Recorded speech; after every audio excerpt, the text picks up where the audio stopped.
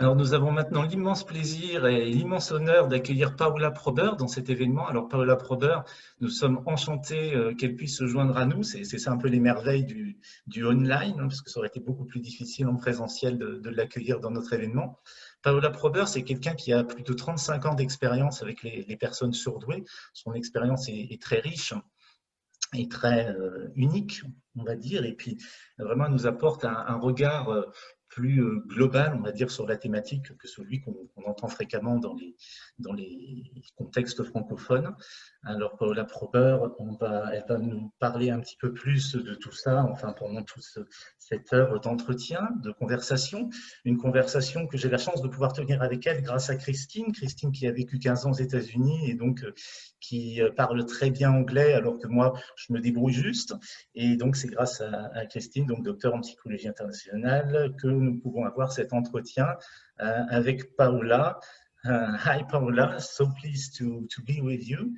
And so we're going to ask to introduce you to people of our meeting, of our conference, by asking you what is your background in the field of giftedness and why did you get interested in this field?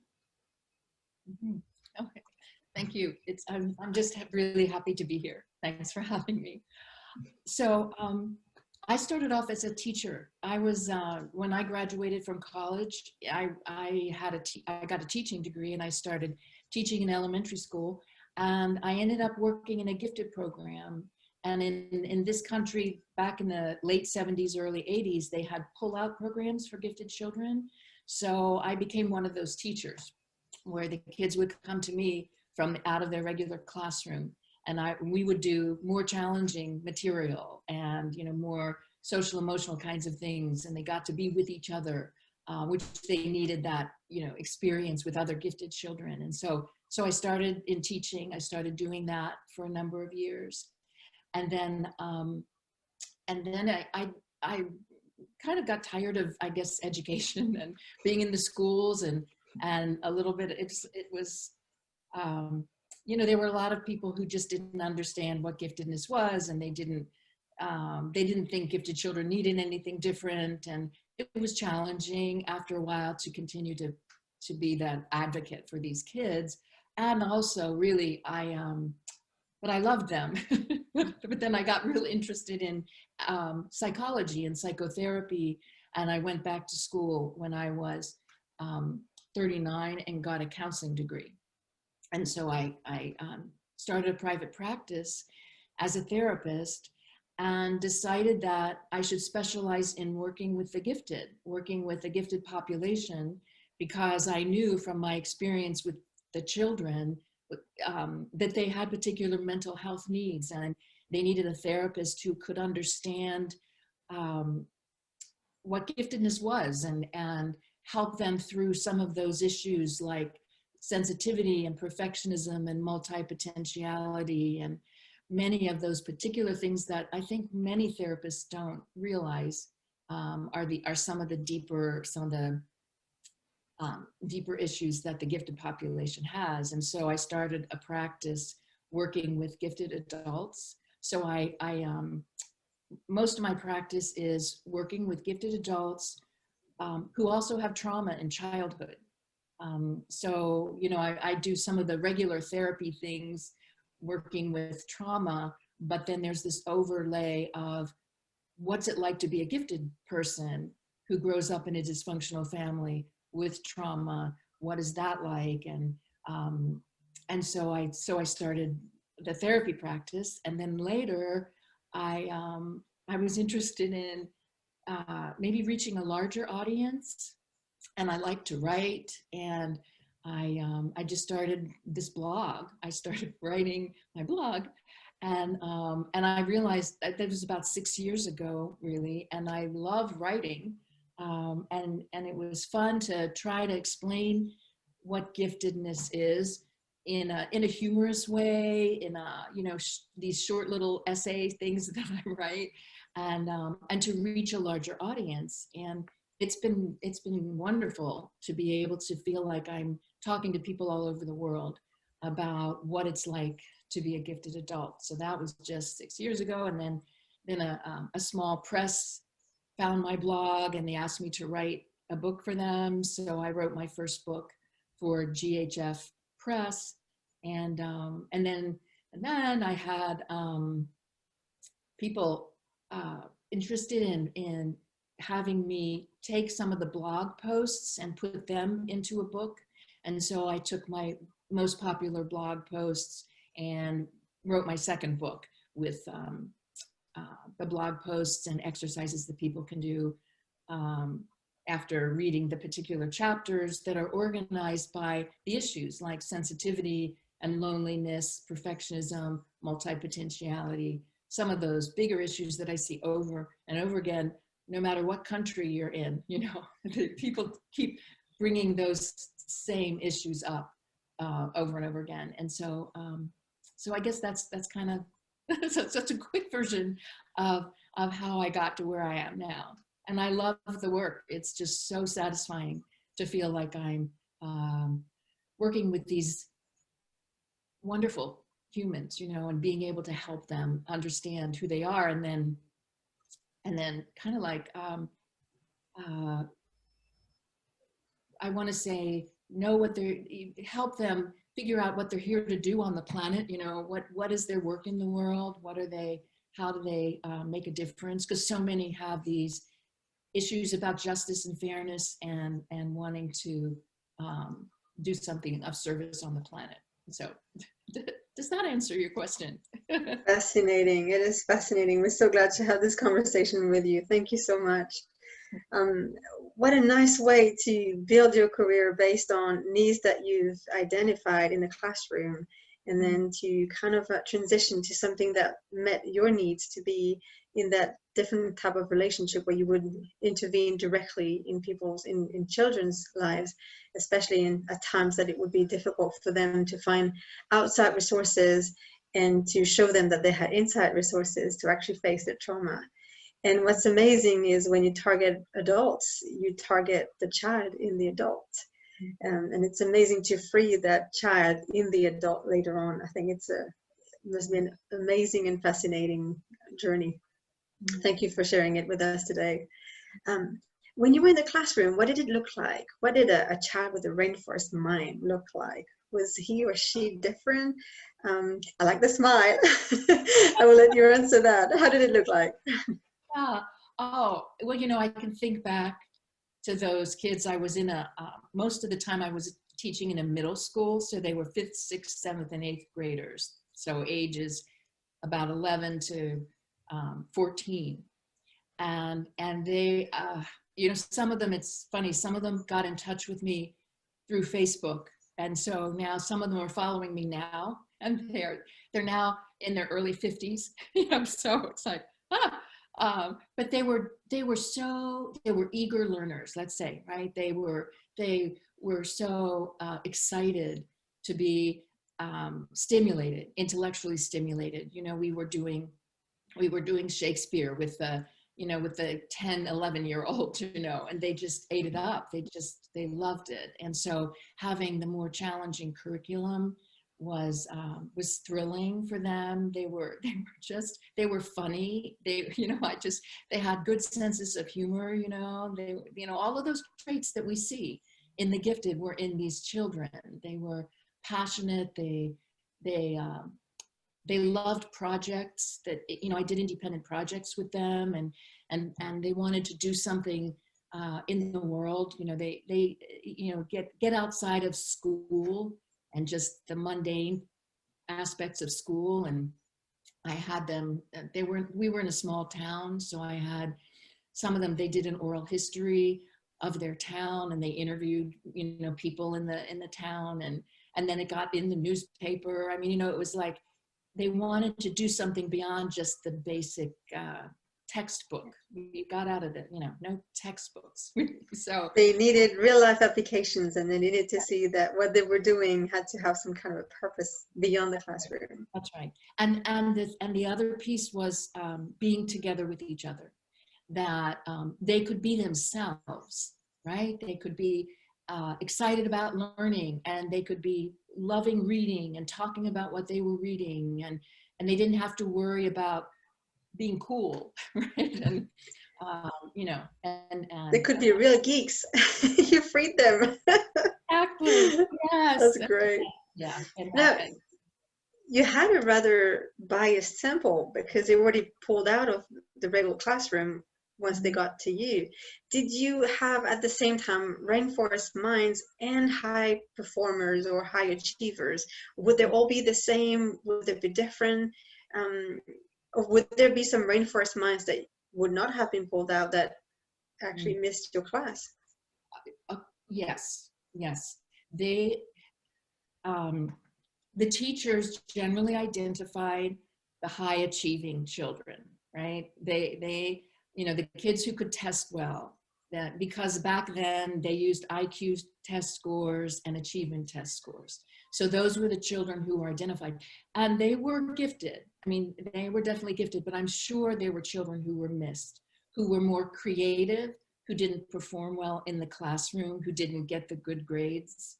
Yeah. So you know, the kids, you know, teachers generally, yeah, they can miss the kids of color, the kids who don't, you know, speak English as their first language. I mean, there are problems with identification in this country, at least, who are the gifted kids, you know. So that said, the ones that I had in my classroom, I would say most of them, you know, when I think back to those children, they had the rainforest minded type of giftedness too, though. They did. And, you know, and even some of them were math oriented, you know, they loved mathematics, and they were more singular in their interests, let's say. But a lot of them were the highly sensitive, rainforest minded types of kids.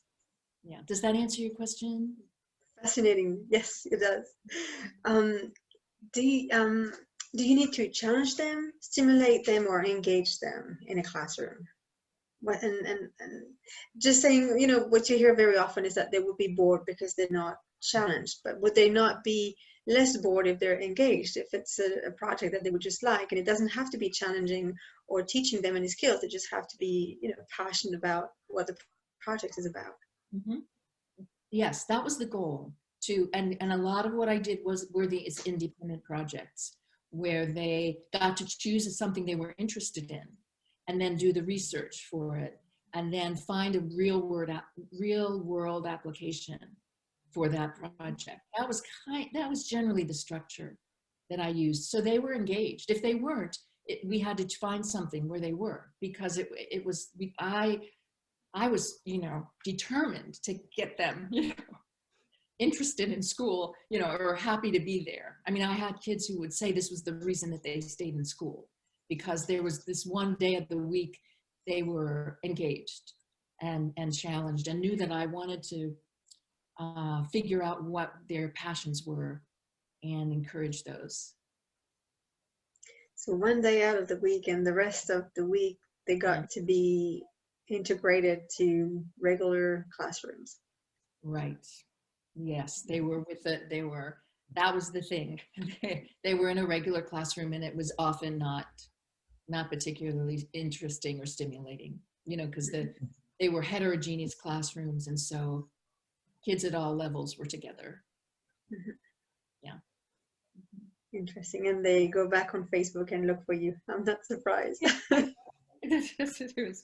Yeah, not you know, just a few of them, but yeah, I have, and it was very touching to hear from those kids. And of course, some of them told me the difference that I made for them when they were younger. And yeah, and some of them are following my blog now. It's just very sweet. Yeah. I have a tough question for a teacher. Do you have to be a gifted teacher to teach gifted kids? That's an interesting question. I probably probably at least you have to have some understanding, and you know giftedness is a spectrum, right? It's a continuum. So you don't have to be on the high end of giftedness to be able to reach gifted children at all levels, for sure. I mean, you know, but you definitely have to have a certain level of understanding what it is, and being able to you know, kind of like keep up with them, right? And love their intensity and not be overwhelmed and not be threatened by their questions. You know, you don't, certainly there was no way I could answer all of their questions. You know, the little guy who was fascinated by black holes, I remember, you know, his, you know, the solar system and the planets, and I couldn't answer those questions, but I was so happy that he was interested in those things, right? And encouraged that and loved it and just helped him find resources to learn more about it. So there's no way, you know, even a teacher who's gifted can answer all of their questions, right? Because it's just, you can't know everything. But you have to have a certain sensitivity and not be threatened or overwhelmed by their passions and interests, and questions, right? Yeah. So embracing them as they are, and as long as the heart is there, then the mind can follow. I think so, yeah. Would it be the same kind of answer if I ask you if it takes a gifted therapist to work with gifted clients? Okay. I think it might be a similar answer for sure. I think there's certainly the therapist needs to have this information about what is giftedness, what is a reinforced mind, what does it look like? Because otherwise, definitely the therapist can misdiagnose the person, right? You know, I've had clients who have been misdiagnosed, definitely ADD, you know,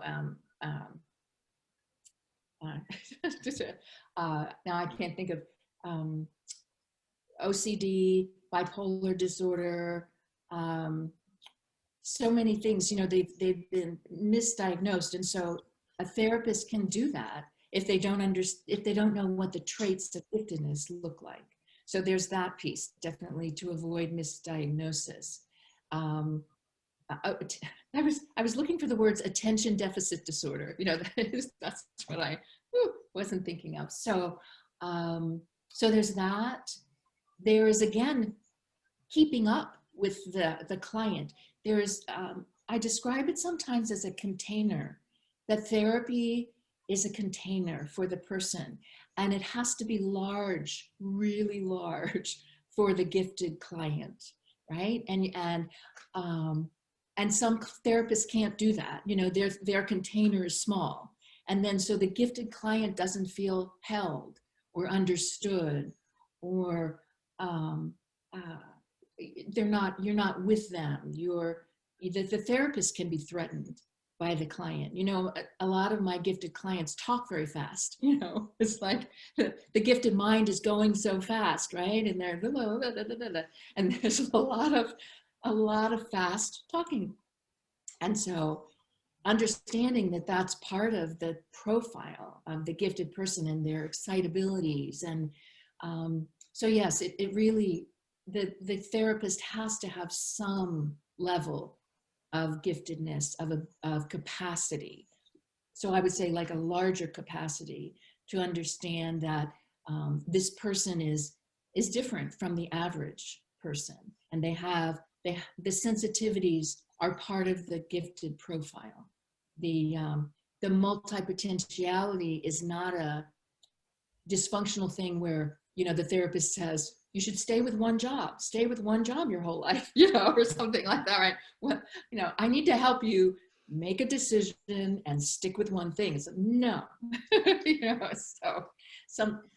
those are a couple of examples of, yeah, I think the therapist definitely has to have some level. And I kind of joke with people, and I mean, I've worked with gifted people for so long.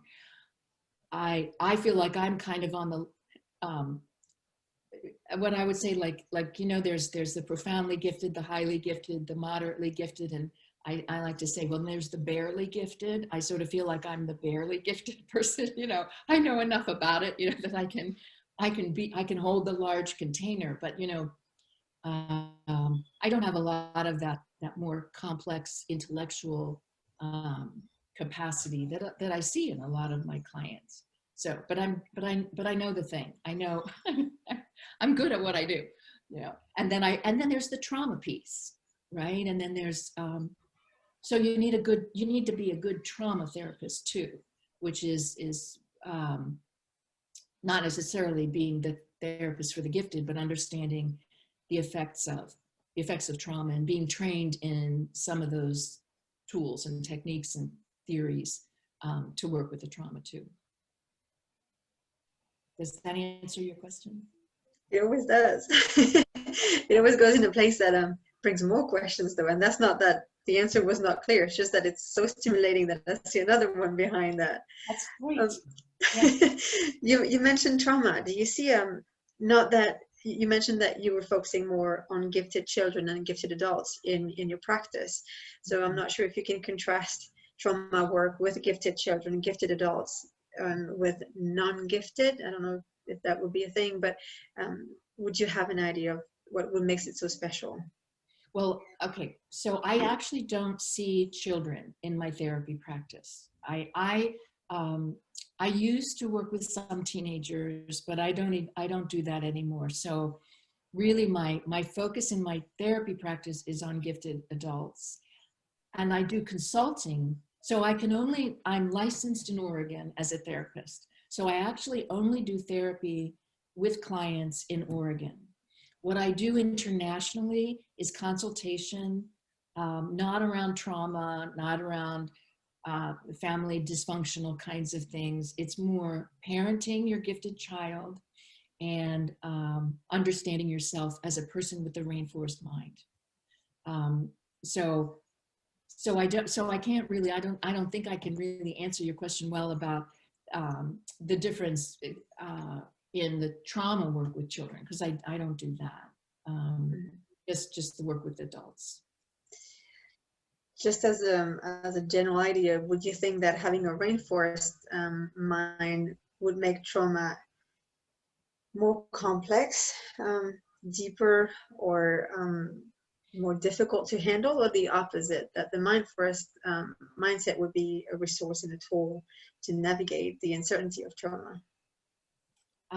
What I notice in my clients is I think it's both. I think that on the one hand, the gifted person growing up in this family is highly sensitive, right? So they see more, they feel more, they're affected. Things just don't, they can't ignore things because they're aware of what's happening in the family, I think, more. So that may have a greater impact. But at the same time, I have had clients tell me that when they were 5 years old, they could see that something was wrong with their parents, and they didn't. Now they felt it's tricky. They felt they were clearly affected by the abuse in the home, but they also didn't necessarily take it on as it was their fault. They could see that there was something wrong with the parents, whereas I think other children can't see that, don't have that insight to understand that these parents this isn't right. This isn't, there's something wrong here. And so the other children might be more affected because they feel responsible. They feel like it's their fault. Something's wrong with them. That said, the other thing that I notice is that there's a lot of resilience in my clients, and it seems like the abuse, they don't have the same kind of disorders that other people have. This is hard to explain, but in therapy there are people who are so affected by abuse that, well, for certain, they become abusers, or they have these what we call personality disorders, where they're really disturbed. They come out kind of really disturbed and repeat the patterns of their parents. The clients that I see, and it could just be, I have, it's a small sample, but the gifted people that I see don't have that. They somehow are able to rise above the abuse that they suffered, and they don't repeat it with their children. They're healthier. They seem to come out healthier, although they clearly are affected, and it takes a long time to heal what I want to say, the damage, or to repair, or to build the self-confidence, to give them the sense of they're okay, or to deal with the anxiety or the depression or all of that. I feel like I'm not explaining it really well. It's rather clear. It's rather clear that gifted people are not immune to trauma, and it's not something that will get them through or just help them have all the solutions to the problem that they have, because it's essentially not their problems. They're just victim in the situation. Yeah, they are not immune, no, for sure. I mean, there's a certain resilience, but I've worked with people who are horribly abused, and it's a long process. We're in therapy for a long time, because it's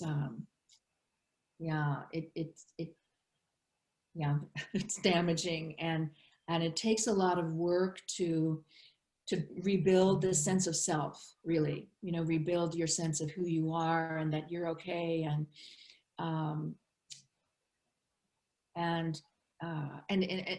there's a body level, there's somatic therapy now where we work with the body, because it's, we think it's just change your thoughts and you'll be fine, right? No. It's much more complicated than that. Especially the gifted person needs to go deep. There's like, we call it depth psychology, and needs to work with the family of origin material. Whereas, and this is another difference I notice, where some clients are satisfied with just doing this, what we call cognitive behavioral therapy, where it's just the basic, change your thoughts and you'll be fine. Don't go back into the past. Don't look at your childhood. It's done. It's over.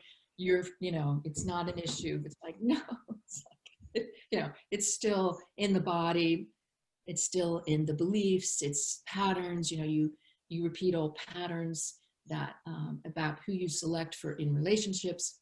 It's complex, and yeah, the gifted people need the therapy for sure.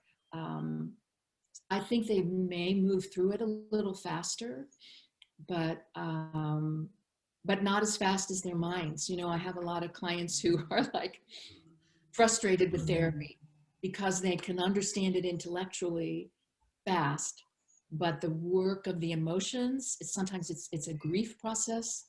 The grieving takes time, and the building of trust takes time, and the building of a safe relationship in the therapy takes time. So they can be a little frustrated with me that it's like, why aren't I done yet? I understand it intellectually, I should be done, but it takes more time than that. Yeah. And from the beginning, we are talking about rainforest minds, but could you tell us where did the rainforest mind metaphor come from? Yes. Some people might, that's a good question. When I was teaching, actually, I needed a way to explain giftedness to people because, there were all these different beliefs about it, different definitions. There still are, it's hard to agree on what is giftedness. And maybe in French more. Pardon me, what? Maybe in French more. In Francophone countries more than So a lot of words.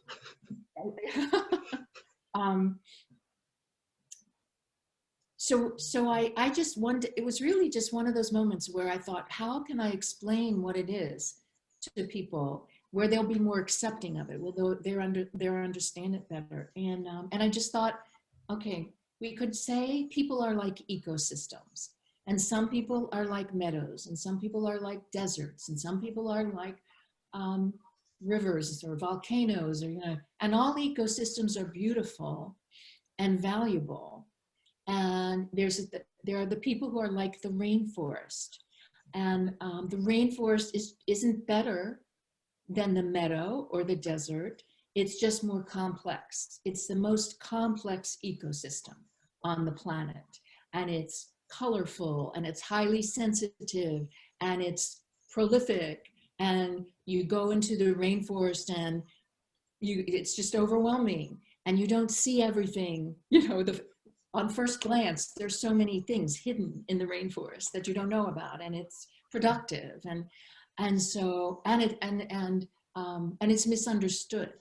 We're cutting down our rainforests, and so it was just this great metaphor, because gifted people are also misunderstood, and you know, we want to make them all the same, and we want to, you know, I talk about chainsaws. You know, what are the chainsaws that you've run into in your life because you are you know, you're misunderstood, like the rainforest. And so people seem to relate to that better than, in fact, I have many gifted people who do not like the word gifted, don't think they're gifted, don't relate to it, but they will come to me and they'll say, I'm not gifted, but I have a rainforest mind, you know, and I'll say, okay, let's talk about that, you know. And so that's how that came about, and it's been very helpful for a lot of people as a way to understand themselves, and even the sensitivities, you know, the sensitivity, the fragileness of the rainforest, and how, you know, it's turned into a really lovely metaphor. I'm so happy about it. It was like, oh, one of my moments, you know, of brilliance. So, yeah. I can see how useful it can be to have that metaphor where it's tangible. It's something that we can agree on, we can visit, we can see, when it's something that cannot be seen in someone. So it's nice to have that common understanding, either with people who experience that in their own mind, with parents who don't know how to raise their children, or, I mean, for that specific aspect. We know how to love our children, but we may not understand the way they think or the way they create. And also for people who just would not be aware that there could be another way of thinking than the way that they're thinking. So it's rather a rich metaphor to communicate. It's also one I feel that doesn't have any judgment attached to it. You wouldn't blame someone for having a rainforest mind. You would just embrace it. You wouldn't feel so about maybe not about using it for a certain purpose. But if you feel like about potential performance, then there's somehow a benefit for society. Rainforest is just beautiful in itself, and it just serves its own purpose. I find it very liberating. Oh, that's wonderful. Yeah, you just sort of let it be itself, right? Just let it, and you know, and you know, the idea of, well, and it serves the planet. I mean, there is that the oxygen on the planet, that we're dependent on our rainforests. So there is that connection to the possibility of this population being of service and making a difference on the planet. You mentioned that also in the first question. You were asked about the purpose and the search for justice and that kind of quest for absolutes. Do you feel like this is a mission for people individually, or this is like a group mission? Is the world needing people like that now more than ever, or is there like a timely synchronicity there? Well, I'm not sure I'm getting what you're asking, but definitely I think the world needs this population now. I think, yeah, we really do need our highly sensitive people who care about justice and fairness and equality, and have the capacity to maybe make a difference, and be creative thinkers, divergent thinkers, get out of the box, you know, and who care deeply about other people, have a lot of empathy. You know, typically the rainforest-minded person has a lot of empathy. And I think we need to nourish those people and encourage them to allow themselves to contribute, and kind of like what I tell them is, find your voice. What are you here to do? What are you passionate about? You know, so it's not like you have to do something that somebody tells you to do to make things better. It's like, I will say, find out what feeds you, what nourishes you, and how can you make that your contribution? And it's usually something around, you know, helping other people, or, you know. So it doesn't sound like it would be self-serving. There's Right. an individual quest. They have to find it on their own. It's not something that, because they would have that rainforest mindset, and therefore they would have to serve in a certain way. So it's not that logical or sequential, but at the same time, they can find on their own.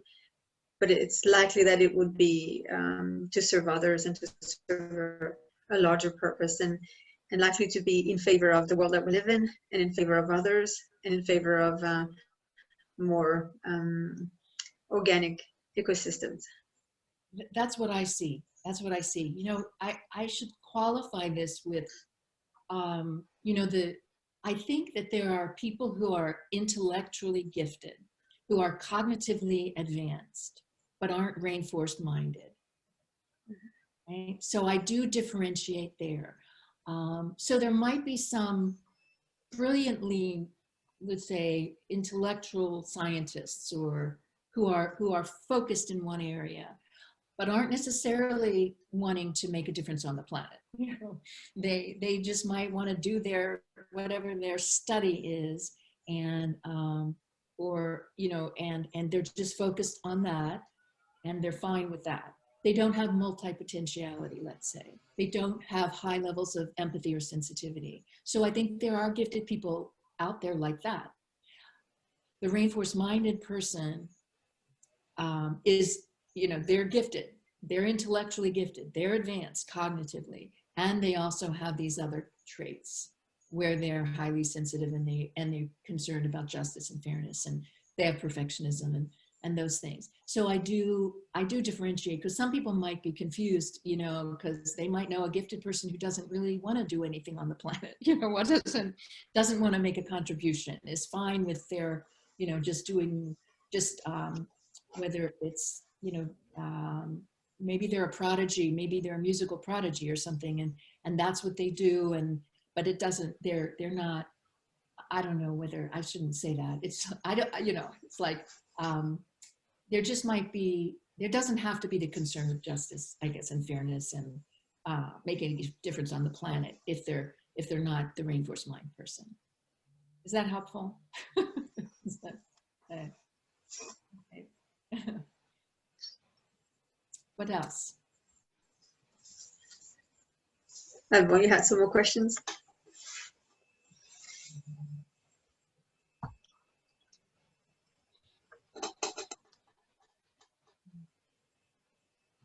Oh, do you have some examples of the issues clients bring to you? Sure. Yes. You know, if I'm just working with consulting, so we're just talking about the gifted piece and not the family of origin trauma and that sort of thing.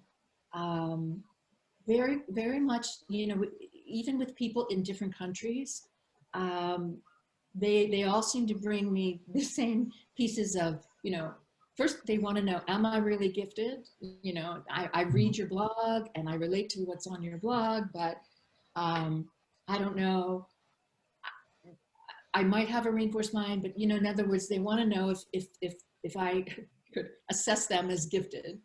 And then the issues are often loneliness. They have trouble sometimes finding friends, finding people who get them, finding people who understand them. So that's a common issue. And they're often, they have stories about school and being bullied in school, being bored in school. So that's a common issue that they bring.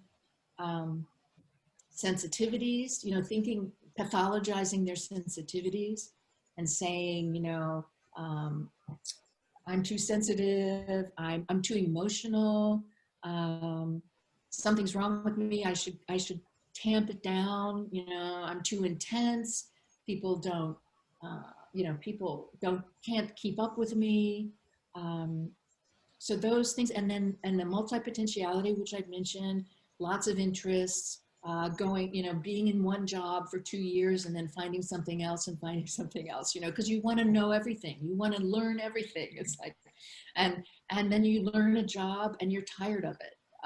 It's like you master your job, and because you love learning, you want to do something else next, And so that I do work with a lot of people who come to me with that issue.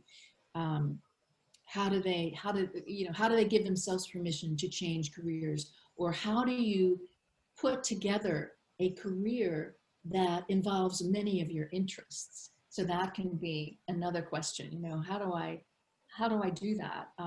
I talk to people about, sometimes it's, if you could be, if you have entrepreneurial abilities, if you could be your own boss, if you could be self-employed, that could help a lot of gifted people like Alban, you're a writer, if you're a writer, that can sometimes meet those needs to be, to explore a lot of different fields and not be supervised by someone who isn't as bright as you are, and you have to wait for your colleagues, your coworkers to catch up to you. And so I work with a lot of people who have career questions and issues and have this multi-potentiality. Another issue is perfectionism.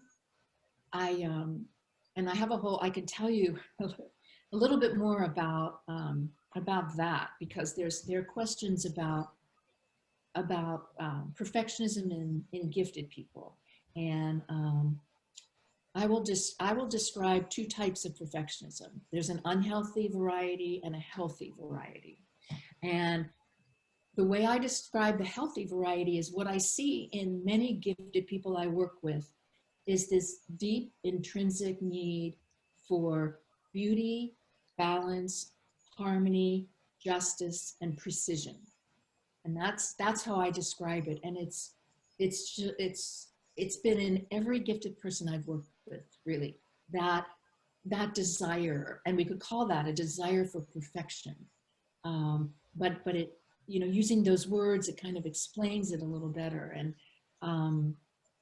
it can be pathologized. People can tell you, what, just finish it, just do it, just, don't like, you're writing something and you just have to find the right word, and it takes a long time, but it's so much satisfaction when you do find the right word or the right, piece of music, or so there's this depth to that desire for beauty and perfection. So that's healthy. And then there's the unhealthy variety, which comes often when children are raised in families where there's this huge emphasis on achievement, where parents, without realizing it, are setting this up.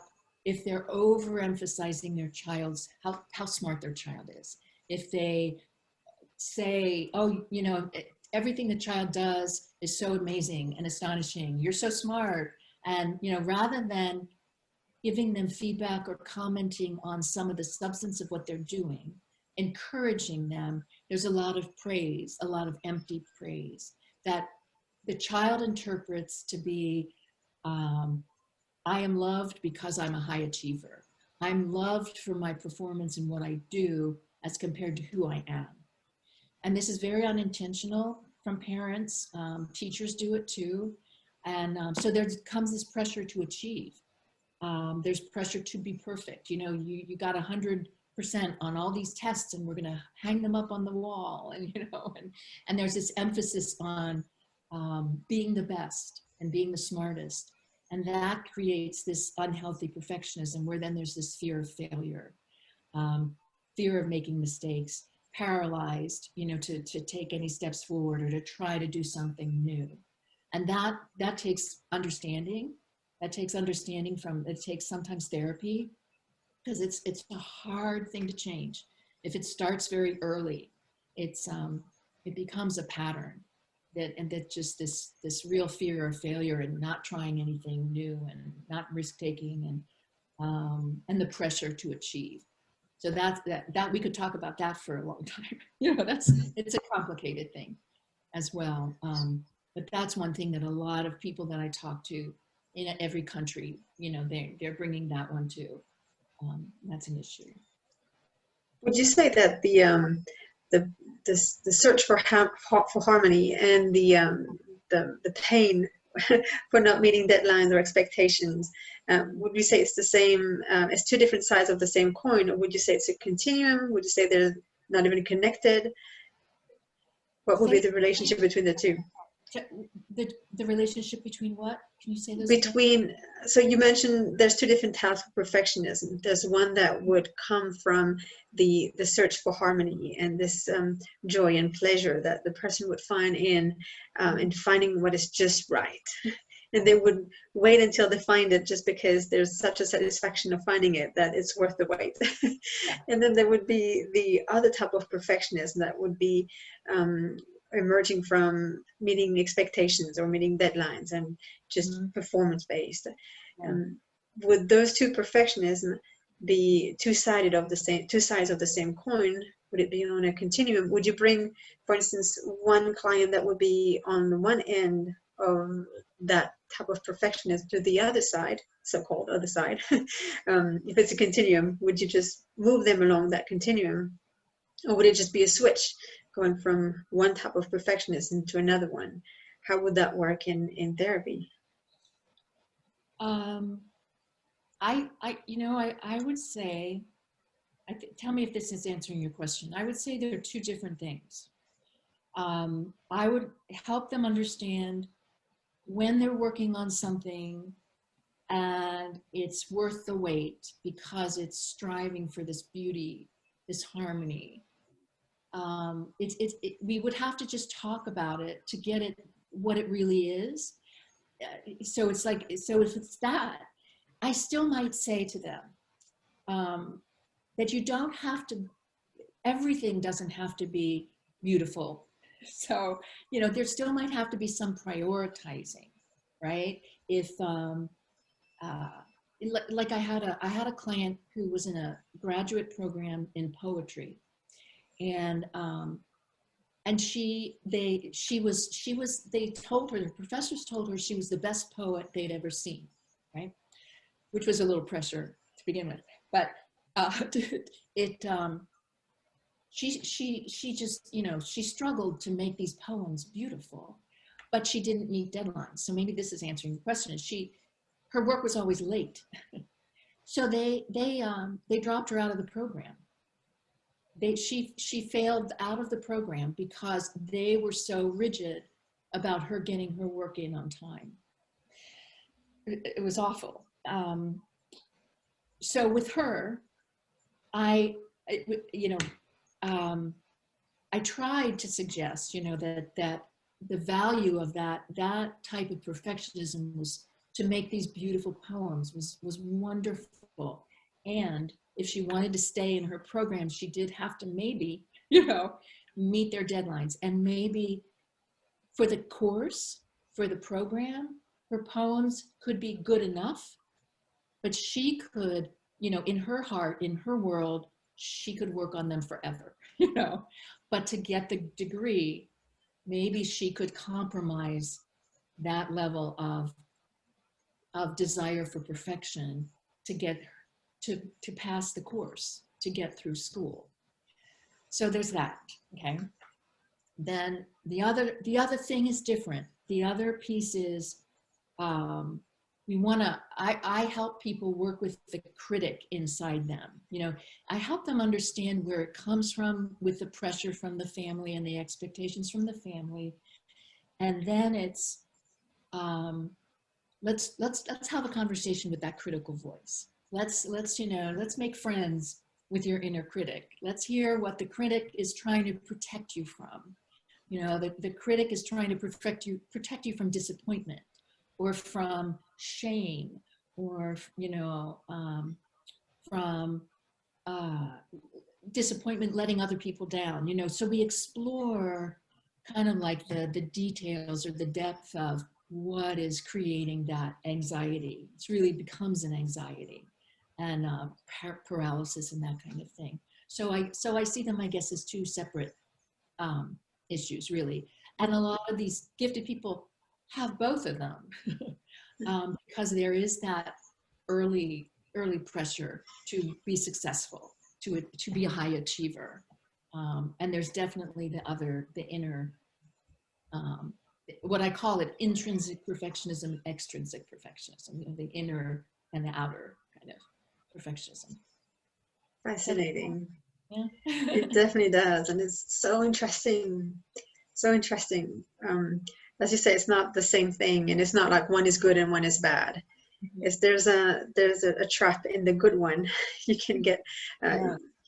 can get distracted by it, and at the same time you can be eaten by the other one that would come out as anxiety and would prevent you from actually being yourself or even finding pleasure in achieving things. Yes. Yeah. Yes. That's a great way to say it. Yeah. Yeah, I'm sure that will speak to a lot of people, without a doubt. Without a doubt. Mm-hmm. Now, would you find those same distraction or those same anxieties in non-gifted people? Would they relate with other people? So I don't work with, you know, I haven't worked with non-gifted people in a long time, but this is what I would say.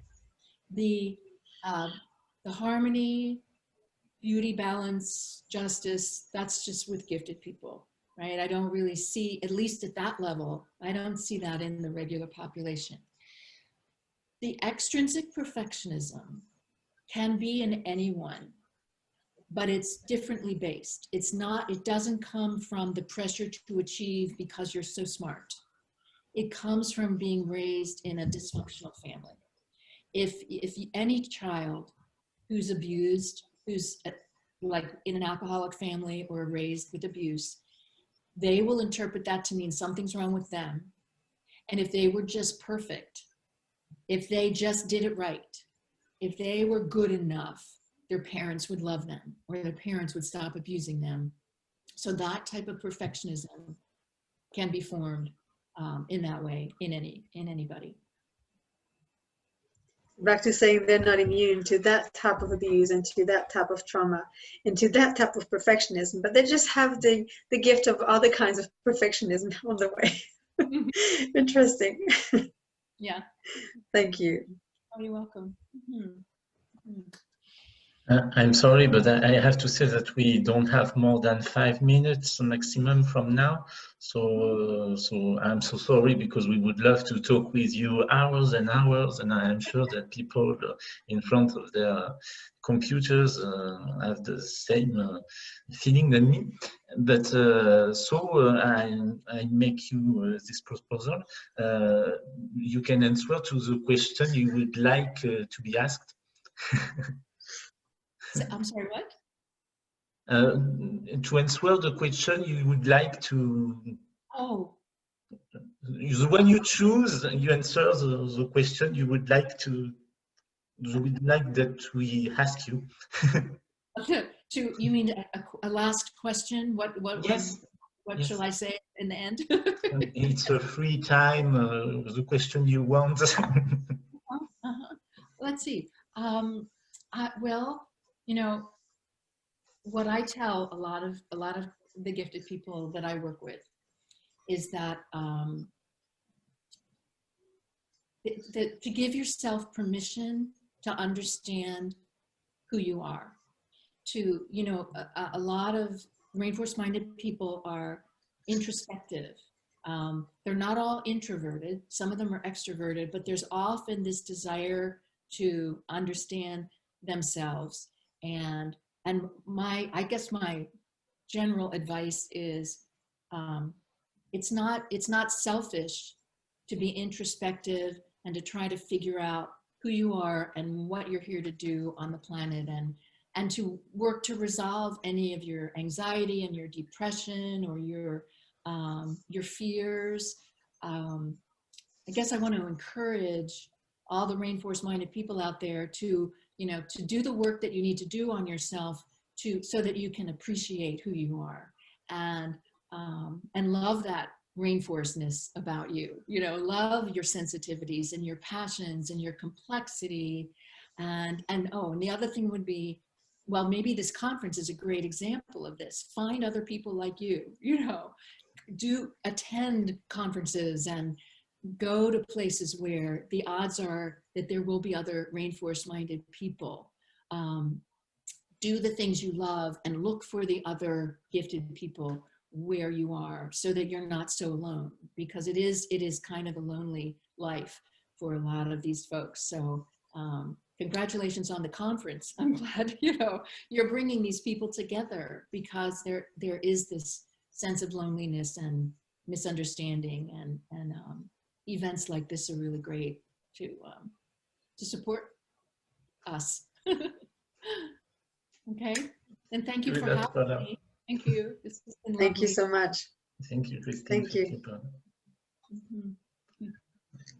Donc voilà, pour ceux qui veulent lire davantage Paula, je vous rappelle le titre donc de ses livres. Donc c'est Your Rainforest Mind, le premier, et le deuxième, Journey into Your Rainforest Mind. Et vous pouvez retrouver aussi son blog qui s'appelle aussi Rainforest Mind. Voilà, ben, merci beaucoup d'avoir été avec nous. Thank you to everyone. And next, bientôt. On se retrouve juste après. Merci. Au revoir.